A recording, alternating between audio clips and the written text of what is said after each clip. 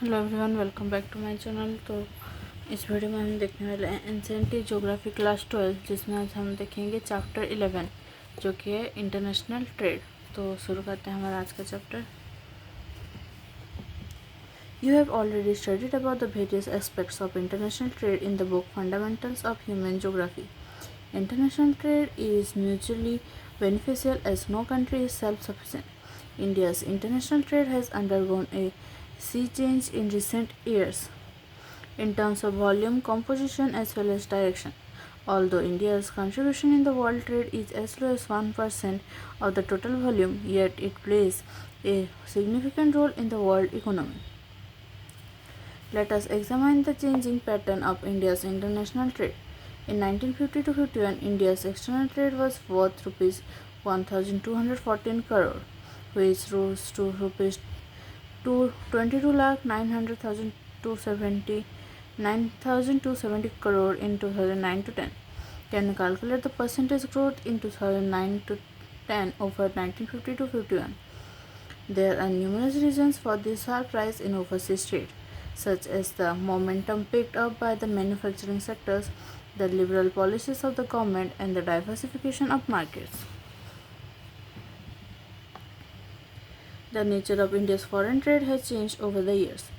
Though there has been an increase in the total volume of import and export, the value of import continued to be higher than that of exports. There has also been an increase in trade deficit over the last couple of years. This increase in deficit is attributed to the price rise of crude petroleum, which forms a major component of India's import list. Changing pattern of the composition of India's exports.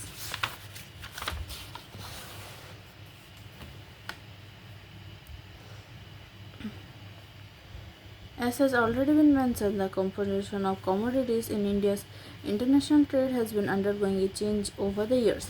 The share of agriculture and allied products has declined, whereas share of petroleum and crude products and other commodities have increased. The shares of ore minerals and manufactured goods have largely remained constant over the years from 1997 to 98 to 2003 to 4. The increase in the share of petroleum products is due to a rise in petroleum prices as well as increase in India's refining capacity. The decline in traditional items is largely due to the tough international competition. Amongst the agricultural products, there is great decline in the exports of traditional items such as coffee, in the exports of coffee, spices, tea, pulses, etc. Though an increase has been registered in floriculture products, fresh fruits, marine products, and sugar, etc. Manufacturing sector alone accounted for 68% of India's total value of export in 2010 to 11. Engineering goods have shown a significant growth in the export list. China and other Asian countries are our major competitors. Gems and jewelry contributes a large share of India's foreign trade. Changing pattern of the composition of India's import. India faced serious food shortage during 1950s and 1960s. The major item of import at that time was food grain, capital goods, machinery, and equipments. The balance of payment was adverse as imports were more than export in spite of all the efforts of import substitution. After 1970s, food grain import was discontinued due to the success of Green Revolution, but the energy crisis of 1973 pushed the prices of petroleum and import budget was also pushed up. Food grain import was replaced by fertilizers and petroleum. Machine and equipment, special steel, edible oil, and chemicals largely make the import basket. Examine the changing pattern of imports in table 11.4 and try to comprehend the shifts. Table 11.4 shows that there is a steep rise in imports of petroleum products. It is used not only as a fuel but also as an industrial raw material. It indicates the tempo of rising industrialization and better standard of living. Sporadic price rise in the international market is another reason for the same. Import of capital goods maintain a steady increase due to rising demand in the export-oriented industrial and domestic sectors. Non-electrical machinery, transport equipment, manufacturers of metals and machine tools were the main items of capital goods. Import of food and allied products declined with a fall in imports of edible oils. Other major items of India's import include pearls and semi-precious stones, gold and silver, metalliferous ores and metal scrap, non-ferrous metals, electronic goods, etc. The details of Indian imports of principal commodities during 2010 to 11 have been given in table 11.5.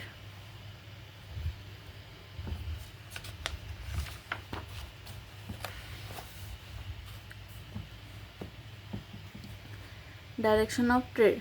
India has trade relations with most of the countries and major trading blocs of the world. Region-wise and sub-region-wise trade during the period 2010 to 11 has been given in table 11.6. India aims to double its share in the international trade within the next 5 years. It has already started adopting suitable measures such as import liberalization, reduction in import duties, delicensing and change from the process to product patents.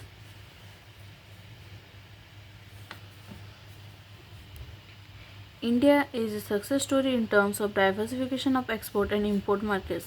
The share of Asia and ASEAN in total trade increased from 33.3% in 2000 to 2001 to 57.3% in the first half of 2011 to 12, while that of Europe and America fell from 42.5% to 30.8% respectively. This has helped India weather the global crisis emanating from Europe and America. An interesting development in the direction of India's trade is that the USA, which was in first position of 2003 to 4, has been relegated to third position in 2010 to 11, with the UAE becoming India's largest trading partner, followed by China. The position continued from 2008 to 9 to 2010 to 11. Most of India's foreign trade is carried through sea and air routes. However, a small portion is also carried through land route to neighboring countries like Nepal, Bhutan, Bangladesh, and Pakistan.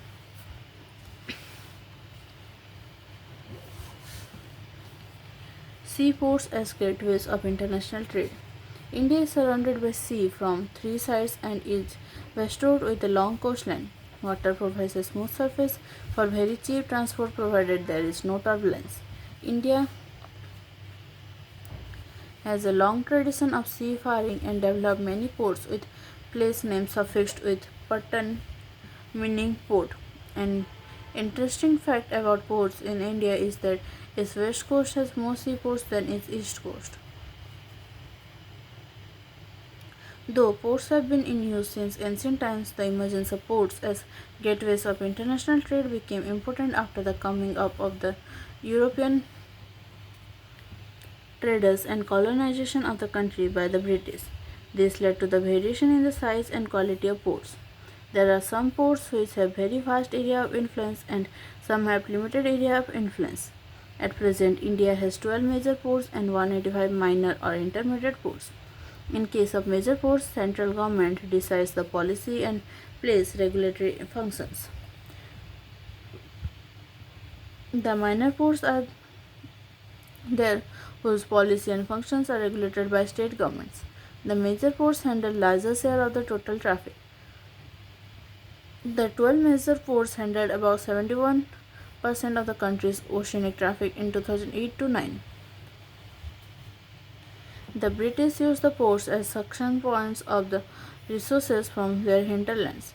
The extension of railways towards the interior facilitated the linking of the local markets to the regional markets, regional markets to national markets, and national markets to the international markets. This trend continued till 1947. It was expected that the country's independence will reverse the process, but the partition of the country snatched away two very important ports. That means Karachi port went to Pakistan and Chittagong port to the erstwhile East Pakistan and now Bangladesh. To compensate the losses, many new ports like the Kandla in the west and the Diamond Harbour near Kolkata on River Hooghly in the east were developed. Despite this major setback, Indian ports continue to grow after the independence. Today, Indian ports are handling large volumes of domestic as well as overseas trade. Most of the ports are equipped with modern infrastructure. Previously, the development and modernization was the responsibility of the government agency. But considering the increase in functions and need to bring these ports at par with the international ports, private entrepreneurs have been invited for the modernization of ports in India. The capacity of Indian ports increased from 20 million tons of cargo handling in 1951 to more than 586 million tons in 2008 to 9.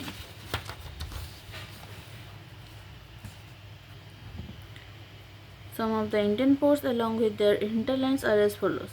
Kandla port, situated at the head of Gulf of Kutch, has been developed as a major port to cater to the needs of western and northwestern parts of the country and also to reduce the pressure at Mumbai port. The port is specially designed to receive large quantities of petroleum and petroleum products and fertilizer.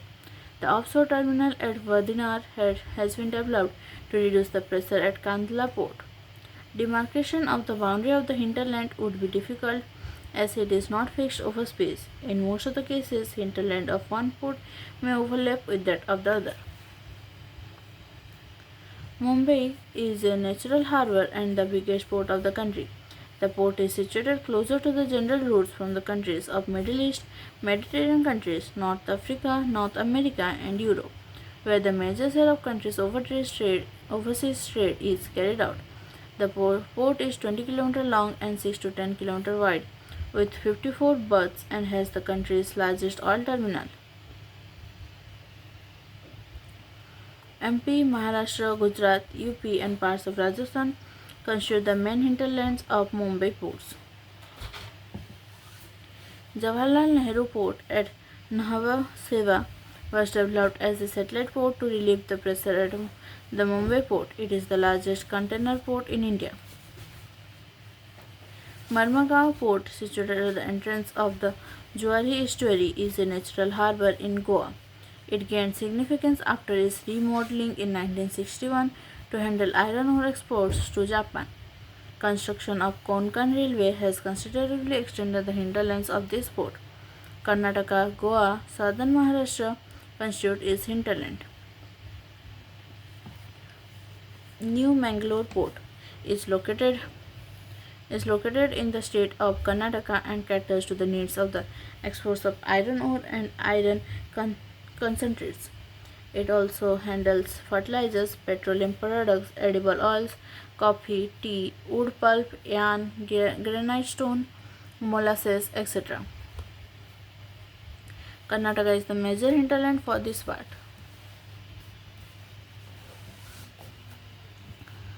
Kochi Port, situated at the head of Vemvanath Kayal, popularly known as Queen of the Arabian Sea, is also a natural harbour.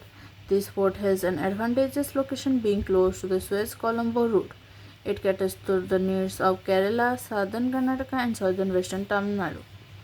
Kolkata Port is located on the Hooghly River, 128 km inland from the Bay of Bengal. Like the Mumbai port, this port was also developed by the British. Kolkata had the initial advantage of being the capital of British India. The port has lost its significance considerably on account of the diversion of exports to other ports such as Visakhapatnam, Paradweep and its satellite port Haldia. Kolkata port is also confronted with the problem of silt accumulation in the Hooghly River, which provides a link to the sea. Its hinterland covers UP, Bihar, Jharkhand, West Bengal, Sikkim and the northwestern states. Apart from this, it also extends port facilities to our neighboring landlocked countries such as Nepal and Bhutan. Haldia port is located 105 km downstream from Kolkata. It has been constructed to reduce the congestion at Kolkata port. It handles bulk cargo like iron ore, coal, petroleum products and fertilizers, jute products, cotton and cotton yarn, etc. Paradweep port is situated in the Mahanadi Delta about 100 km from Cuttack. It has the deepest harbour specially suited to handle very large vessels. It has been developed mainly to handle large-scale exports of iron ore. Odisha, Chhattisgarh and Jharkhand are the parts of its hinterland. Visakhapatnam Port in Andhra Pradesh is a landlocked harbour connected to the sea by a channel cut through solid rock and sand. An outer harbour has been developed for handling iron ore, petroleum and general cargo. Andhra Pradesh and Telangana are the main hinterland for this port. Chennai Port is one of the oldest ports on the eastern coast. It is an artificial harbour built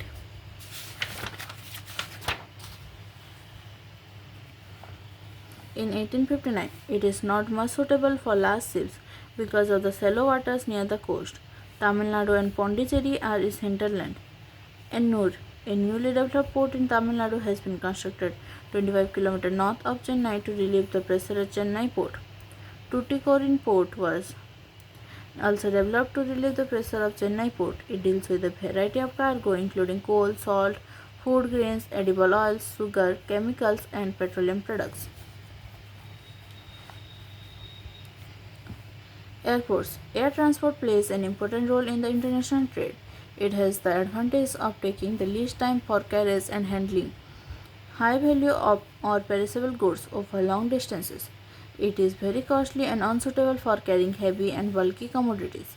This ultimately reduces the participation of this sector in the international trade as compared to the oceanic routes. There were 19 international airports functioning in the country February 2013. They are Ahmedabad, Amritsar, Bengaluru, Chennai, Delhi, Goa, Guwahati, Hyderabad, Kochi, Kolkata, Mumbai, Thiruvananthapuram, Srinagar, Jaipur, Calicut, Port Blair, Nagpur, Tiruchirappalli and Coimbatore. You have already studied about the air transport in the previous chapter. You consult the chapter on transport to find out the main features of air transport in India. तो ये है इस chapter का exercise. इसी के साथ हमारा ये चैप्टर कंप्लीट हो गया है. तो अभी हम शुरू करेंगे चैप्टर 12 जो कि है geographical perspective on selected issues and problems. तो शुरू करते हैं हमारे ये chapter. Environmental pollution. Environmental pollution results from the release of substances and energy from waste products of human activities. There are many types of pollution. They are classified on the basis of medium through which pollutants are transported and diffused. Pollution can be classified into air pollution, water pollution, land pollution, and noise pollution.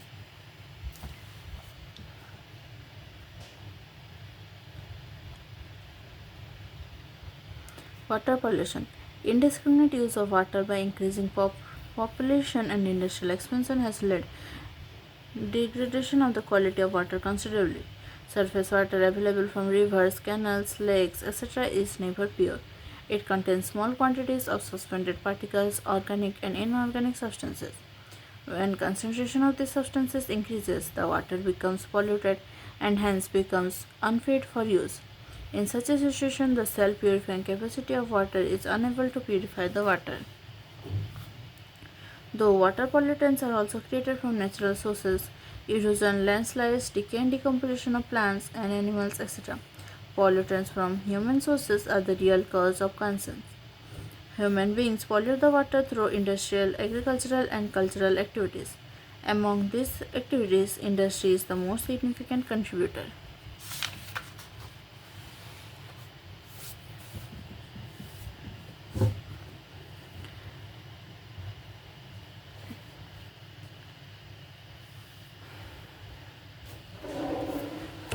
Types and sources of pollution. Pollution type: air pollution. Pollution involved sources of pollution. Air pollution: oxides of sulfur, SO2 and SO3, oxides of nitrogen, carbon monoxide, hydrocarbon, ammonia, lead, aldehydes, asbestos and beryllium. Sources of pollutants: combustion of coal, petrol and diesel, industrial processes, solid waste disposal, sewage disposal, etc.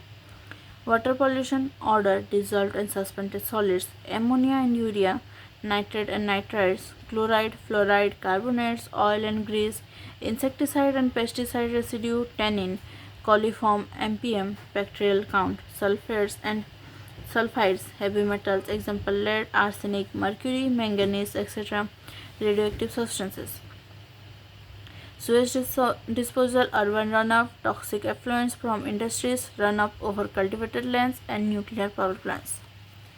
Land pollution, human and animal excreta, viruses and bacteria, garbage and factors therein, pesticides and fertilizer residues, alkalinity, fluorides, radioactive substances.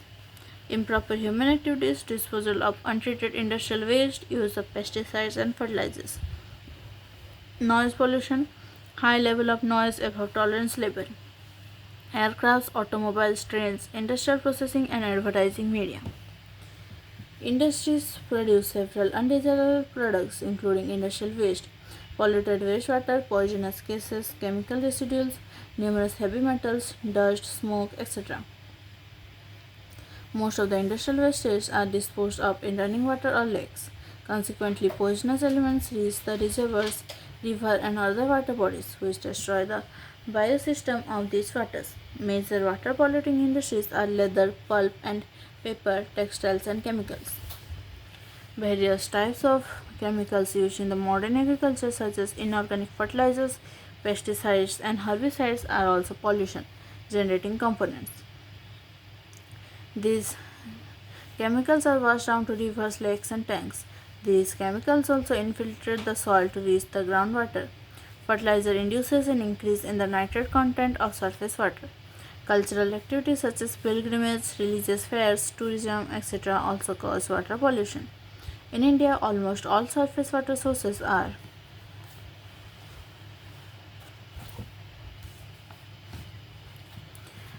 contaminated and unfit for human consumption. Water pollution is a source of various waterborne diseases. The diseases commonly caused due to contaminated water are diarrhea, intestinal worms, hepatitis, etc. World Health Organization shows that about one-fourth of the communicable diseases in India are waterborne. Sources of pollution in Ganga and the Yamuna rivers. River and state polluted stretches. Nature of pollution, main polluters.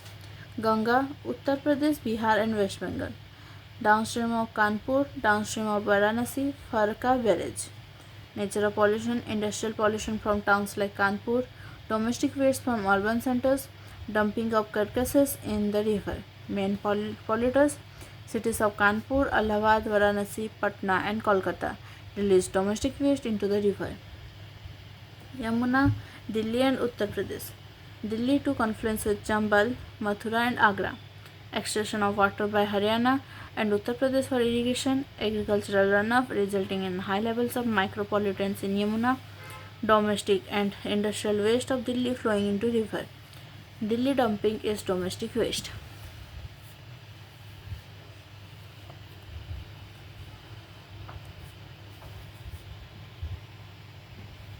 Air pollution. Air pollution is taken as addition of contaminants like dust, fumes, gas, fog, odor, smoke or vapor to the air in substantial proportion and duration that may be harmful to flora and fauna and to property.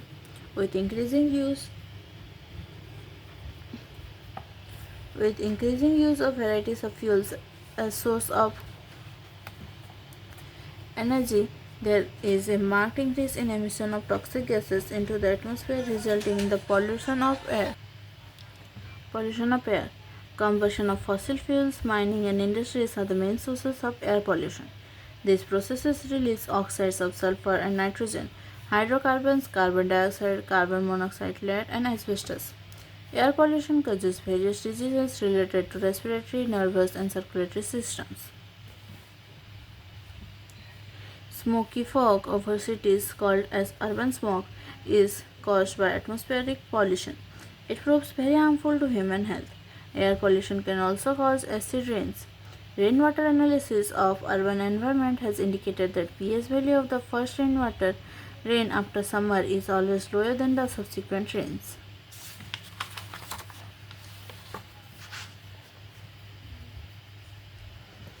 Noise pollution. Noise pollution refers to the state of unbearable and uncomfortable to human beings which is caused by noise from different sources. This matter has become a serious concern only in recent years due to a variety of technological innovations.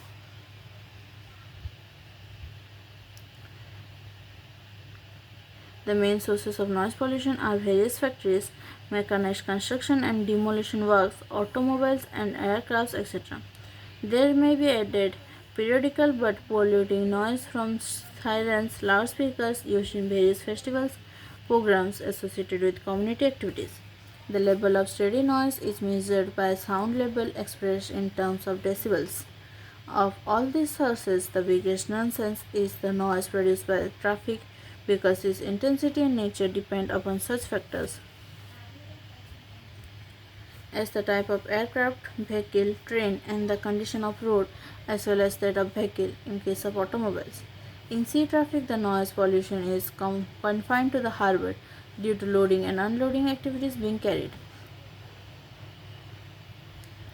Industries cause noise pollution but with varying intensity depending upon the type of industry.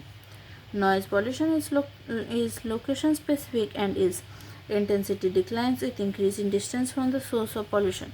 That means industrial areas, arteries of transportation, airport, etc. Noise pollution is hazardous in many metropolitan and big cities in India. Do you know oceans 10 times noisier than today than 40 years ago? A study by Scripps Institute of Oceanography has revealed that ocean noise has increased tenfold since the 1960s. Oceanologist Ian Wiggins, John Hildebrandt from Scripps, and Mark McDonald from Well Acoustics, Colorado, studied declassified U.S. Navy documents and came to the conclusion that global shipping has contributed a lot to increased undersea noise pollution. They said with populations increasing around the globe in recent decades, the underwater world had also become a noisier place, adding that the effects of greater noise on marine life were still unknown. Findings revealed a tenfold increase in underwater ocean noise as compared with the 1960s. They said the noise levels in 2003 to 4 were about 10 to 12 decibel higher than in 1964 to 1966. The reasons could be due to the vast increase in the global shipping trade, the number of ships plying the oceans, and higher speed of vessels. Urban waste disposal. Urban areas are generally marked by overcrowding, congestion, inadequate facilities to support the fast growing population, and consequent poor sanitary conditions and foul air. Environmental pollution by solid waste has now got significance because of enormous growth in the quantity of waste generated from various sources. Solid waste refers to a variety of old and used articles, for example, stained small pieces of metals, broken glassware, plastic containers, polythene bags, ashes, floppies, CDs, etc., dumped at different places. These discarded materials are also termed as refuse, garbage, and rubbish, etc., and are disposed of from two sources: first, household or domestic establishments, and second, industrial or commercial establishment. The household waste is disposed of either on public lands or on private contractors' sites, whereas the solid waste of industrial units are collected and disposed of through public municipal facilities at low-lying public grounds or landfill areas. The huge turnout of ashes and debris from industries, thermal powerhouses, and building construction or demolition have posed problems of serious consequences. Solid waste cause health hazards through creation of obnoxious smell and harboring of flies and rodents, which act as carriers of disease like typhoid, diphtheria, diarrhea, malaria, and cholera, etc. These waste cause frequent nuisance and when these are carelessly handled, spread by wind and splattered through rainwater. Concentration of industrial units in and around urban centers give rise to disposal of industrial waste. The dumping of industrial waste into river leads to water pollution. River pollution from city waste industries and untreated sewage leads to serious health problems downstream. Urban waste disposal is a serious problem in India. In metropolitan cities like Mumbai, Kolkata, Chennai, Bangalore, etc., About 90% of the solid waste is collected and disposed. But in most of the cities and towns in country, about 30 to 50% of the waste generated are left uncollected, which accumulate on streets, in open spaces between houses, and in wastelands, leading to serious health hazards. These waste should be treated as resource and utilized for generating energy and compost. Untreated wastes ferment slowly and release toxic biogas to the atmosphere, including methane.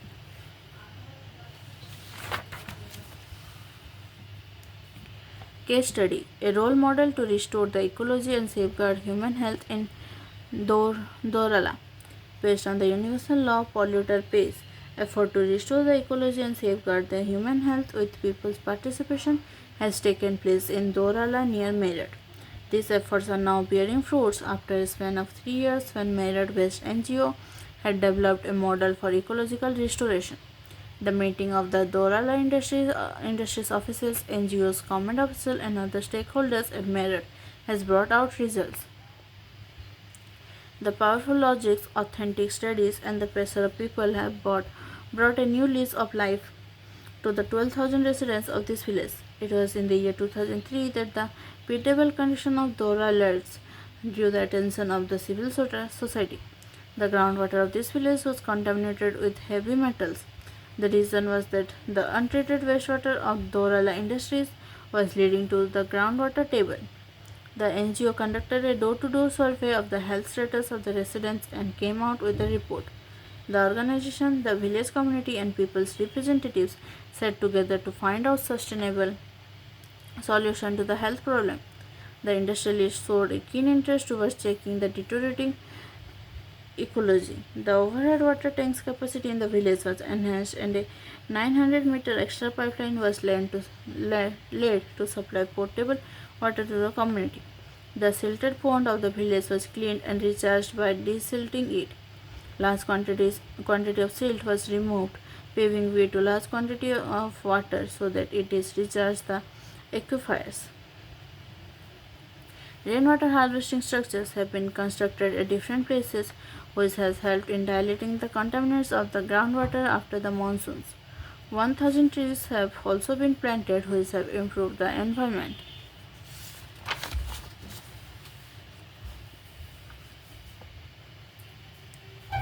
Do you know at present 47% of world's 6 billion population lives in cities and more will join them in near future. This proportion is estimated to go up to 50% by 2008. That will put pressure on governments to make urban areas better places to live with optimum infrastructure facilities for desirable quality of life. By 2050, an estimated two-thirds of the world population will live in urban areas, imposing even more pressure on the space, infrastructure, and resources of cities, which are manifested in terms of sanitary, health, crime problems, and urban poverty. Urban population grows as a result of natural increase. When birth rate exceeds death rate, net in immigration, when people move in then out, and sometimes reclassification of urban areas to encompass formerly rural population settlements. In India, it is estimated that after 1961, around 60% of the urban growth has been attributed and 29% of them from rural areas to urban migration.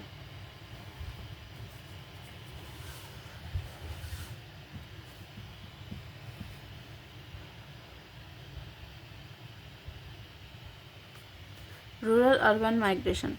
Population flow from rural to urban areas is caused by many factors like high demand for labor in urban areas, low job opportunities in rural areas, and unbalanced pattern of development between urban and rural areas. In India, population in cities is rapidly increasing. Due to low opportunities in smaller and medium cities, the poor people generally bypass the small cities and directly come to the mega cities for their livelihood. A case study given below to have better understanding of the subject. Read it carefully and try to comprehend the process of rural-urban migration. A case study. Ramesh has been working in contract as a welder on construction site in Talcher, coal region of Odisha. For the last 2 years, he moved with He moved with the contractor to various places like Surat, Mumbai, Gandhinagar, Bharuch, Jamnagar, and so on. He remitted rupees 20,000 per year to his father in his native village. The remittances have been mainly used for daily consumption, healthcare, schooling of children, etc. Part of the money is also used in agriculture, purchasing of land, and building of houses, etc. The standard of living of Ramesh family improved significantly. 15 years ago, the situation was not the same. The family was passing through very tough times. The three of his brothers and their families had to survive on 3 acres of land. The family was highly in debt. Ramesh had to discontinue studies after 9th standard.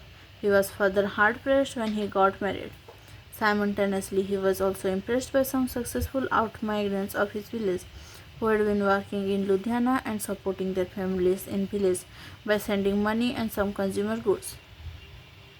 Thus, due to abject poverty in the family and perceived job promises at Ludhiana, he made a move to Punjab with his friend. He worked there in a woolen factory for 6 months at the rate of only rupees 20 per day in 1988. Apart from the crisis of managing his personal expenditure from this mere income, he was also facing difficulty in assimilation to the new culture and environment. Then he decided to change his place of work from Ludhiana to Surat under the guidance of his friend. He learned the skills of welding in Surat, and after that he has been moving to different places with the same contractor. Though the economic condition of Ramesh's family and village improved, he is bearing the pain of separation of his near and dear ones. He cannot shift them with him as the job is temporary and transferable. Comments. In developing countries, poor, semi-illiterate, and the unskilled like Ramesh migrating from rural areas frequently end up performing manual jobs at low wages in informal sector in urban areas. Since wages are very low to support the family at the place of destination, the spouses are left behind in rural areas to look after children and elderly people. Thus, the rural-urban migration stream is dominated by the males. Problems of slums. The concept urban or urban center is defined in settlement geography to differentiate it from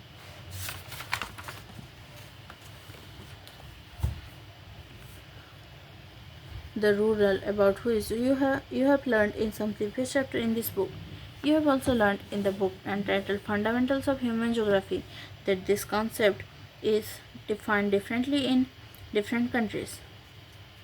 Both urban and rural settlements are different in their functions, sometimes complementing each other.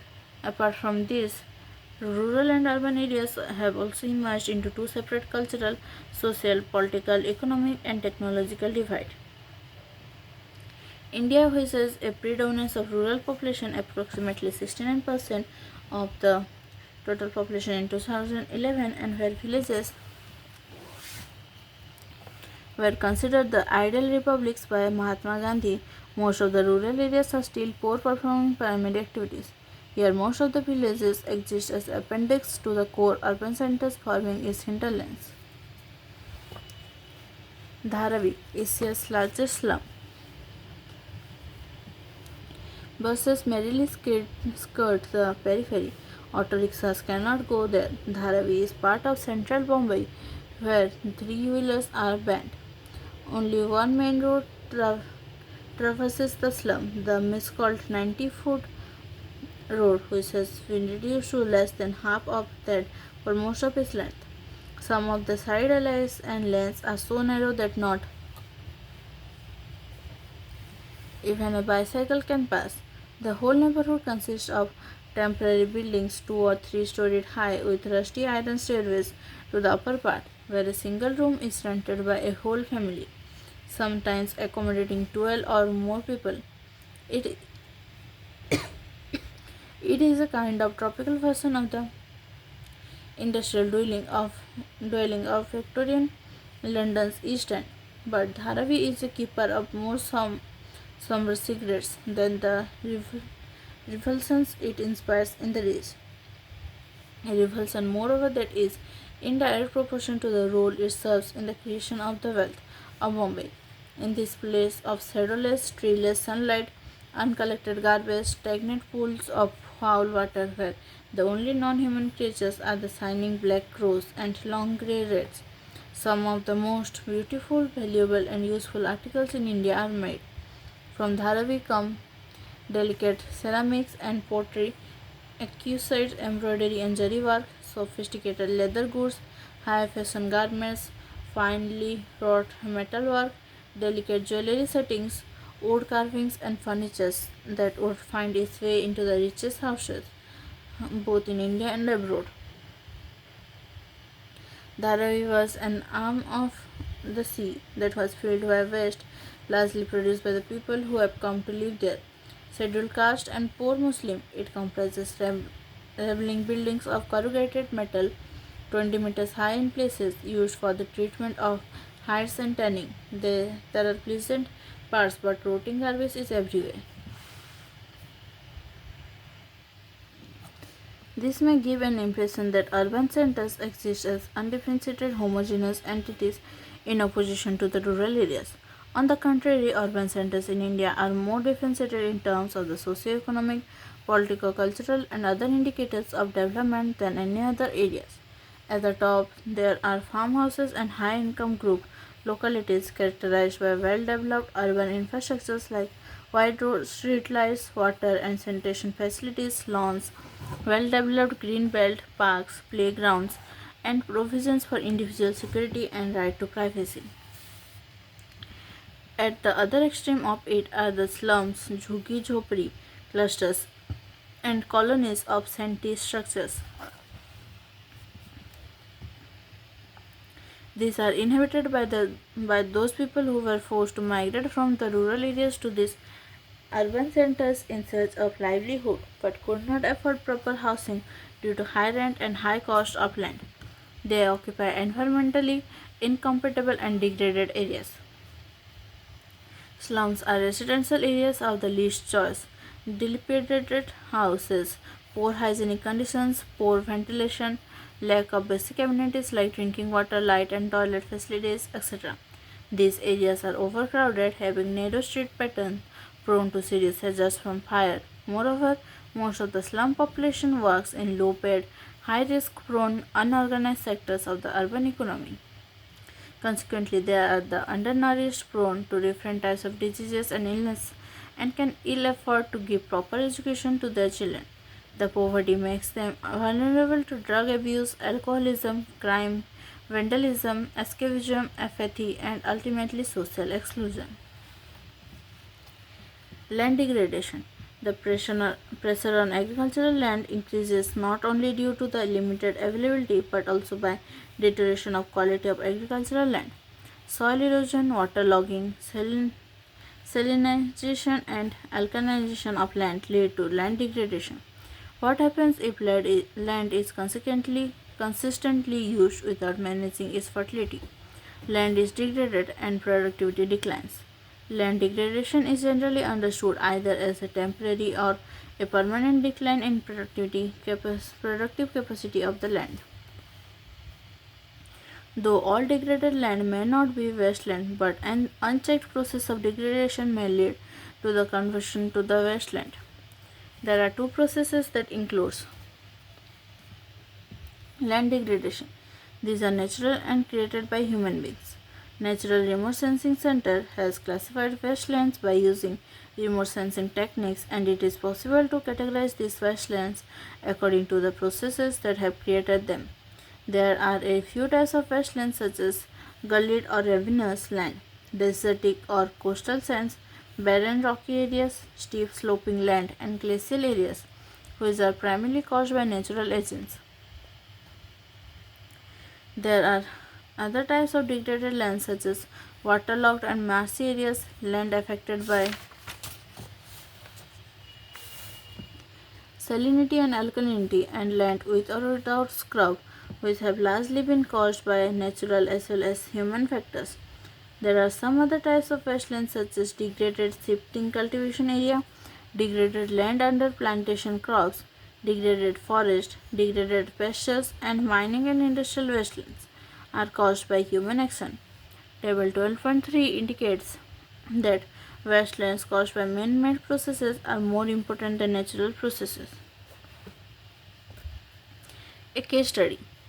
Jhabua district is located in the westernmost agroclimatic zone in Madhya Pradesh. It is in fact one of the 5 most backward districts of the country. It is characterized by high concentration of tribal population, mostly Bhils.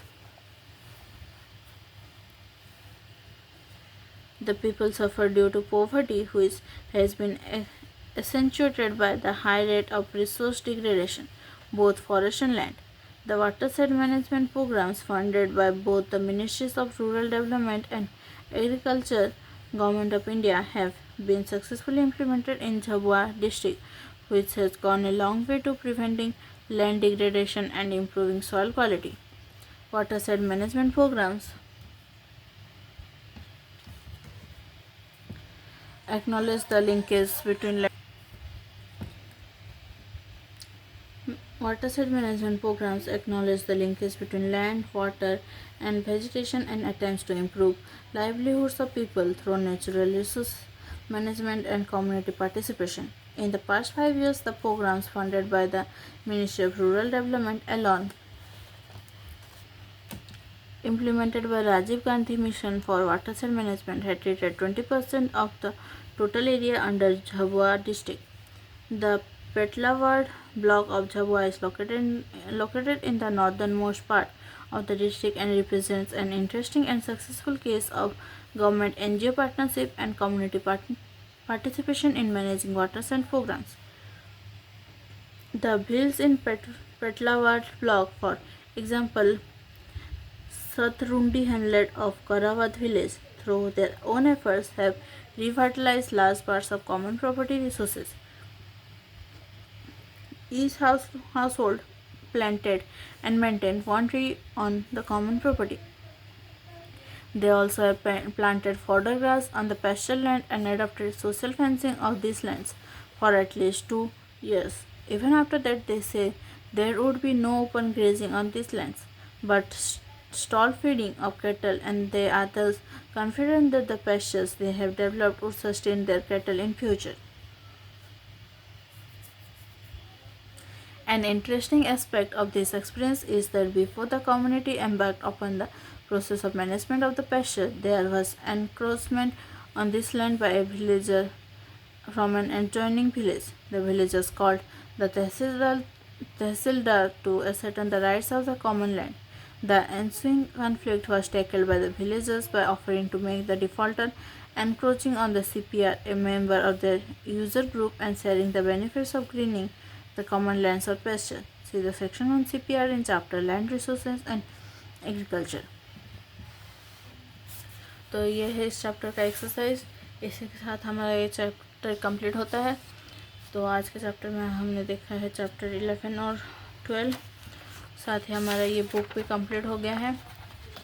तो आज के session में हमारा class 12 geography book complete हो गया है। और अगर आप चैनल पर नए हैं तो चैनल को सब्सक्राइब कर दीजिए और नोटिफिकेशन आइकन पर क्लिक कर दीजिए ताकि आपको डेली वीडियो के अपडेट्स मिल सकें। और साथ ही इससे पहले के साथ चैप्टर्स भी आप देख सकते हैं मेरे चैनल पे। और अगर आपको वीडियो अच्छा लगे तो लाइक कर दीजिए और अपने दोस्तों के साथ शेयर कीजिए ताकि उन्हें भी हेल्प हो सके। तो हमारा ये सेशन यहीं तक था। Thank you, thanks for watching.